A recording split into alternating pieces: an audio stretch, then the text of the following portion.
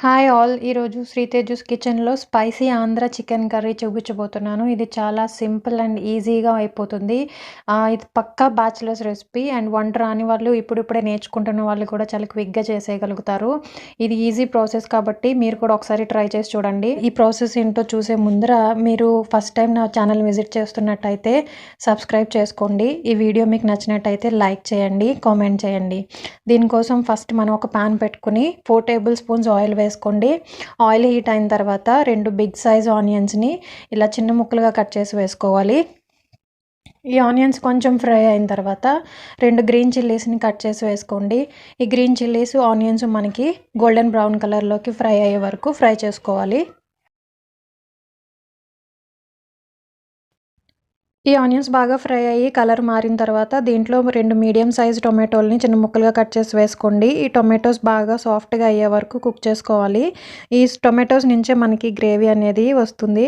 దీంట్లో 1 table spoon ginger garlic paste వేసి అది పచ్చివాసన పోయే వరకు ఫ్రై చేసుకోండి.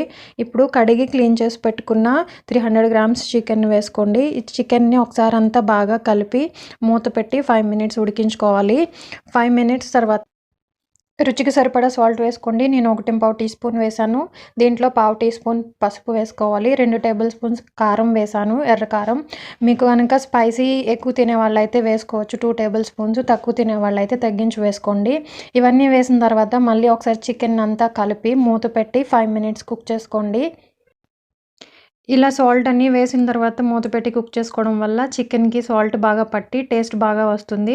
తర్వాత ఈ చికెన్ కర్రీకి మనం ఎక్స్ట్రా పేస్ట్ లాంటివి ఏమీ యాడ్ చేయట్లేదు. మనం వేసిన ఆనియన్స్, టొమాటోస్ తర్వాత వేసే మసాలా పౌడర్ వల్లే మనకి గ్రేవీ ఎక్కువ వస్తుంది. సో ఈ చికెన్ గ్రేవీ కర్రీ మనకి వెజ్ బిర్యానీలో కానీ, రైస్‌లోకి, రోటీలోకి చాలా బావుంటుంది. ఇప్పుడు మనం ఒక పావు కప్పు వాటర్ యాడ్ చేసుకుందాము. ఆల్రెడీ మనకి చికెన్ నుంచి కొంచెం వాటర్ రిలీజ్ అయ్యి ఉంది. దానికి ఒక పావు కప్పు వేసుకుంటే సరిపోతుంది. ఎక్కువ అవసరం లేదు. మనం తీసుకునేది 300 గ్రామ్స్ చికెనే కదా! దీనికి కొంచెం వాటర్ వేసుకోండి. ఒకసారి అంతా కలిపిన తర్వాత మీడియం హీట్‌లో పెట్టి చికెన్ ఉడికే వరకు కుక్ చేసుకోండి. చూసారు కదా మనకి చికెన్ ఉడికిపోయింది. వాటర్ క్వాంటిటీ కూడా రెడ్యూస్ అయింది. ఇప్పుడు 1 టేబుల్ స్పూన్ చికెన్ మసాలా వేసుకోండి. నేను స్టోర్ బాట్ చికెన్ మసాలాని యూజ్ చేస్తున్నాను. మసాలా వేసిన తర్వాత చికెన్‌కి ఒకసారి మసాలా అంతా పట్టే వరకు 5 మినిట్స్ మూత పెట్టి లో మీడియం హీట్‌లో కుక్ చేయండి. మనం ఫైనల్‌గా కొత్తిమీర తరుగు వేసుకొని ఒకసారి కలుపుకొని స్టవ్ ఆఫ్ చేసేసుకుంటే సరిపోతుంది. చూసారు కదా మనకి గ్రేవీ చాలా ఎక్కువ వచ్చింది. చూస్తేనే యమ్మీ యమ్మీగా అనిపిస్తుంది. చాలా క్విక్‌గా అయిపోతుంది ఈజీగా. ఎక్కువ మనకి లెంతీ ప్రాసెస్ ఏమీ కాదు. మీకు కూడా ఈ వీడియో నచ్చిందనే అనుకుంటున్నాను. నచ్చినట్టయితే లైక్ చేయడం మాత్రం మర్చిపోవద్దు. మీరు ఈ రెసిపీని ట్రై చేసి మీకు ఎలా వచ్చిందో ఒక కామెంట్లో తెలియచేయండి. ఇప్పటివరకు మన ఛానల్ని ఎవరైనా సబ్స్క్రైబ్ చేసుకున్నట్లయితే ఇప్పుడే సబ్స్క్రైబ్ చేసుకుని బెల్ ఐకాన్ ప్రెస్ చేసి ఆల్ అనే ఆప్షన్ని సెలెక్ట్ చేసుకోండి. అండ్ మన ఛానల్ నుంచి అన్ని నోటిఫికేషన్స్ మీకు వస్తాయి. Thanks for watching.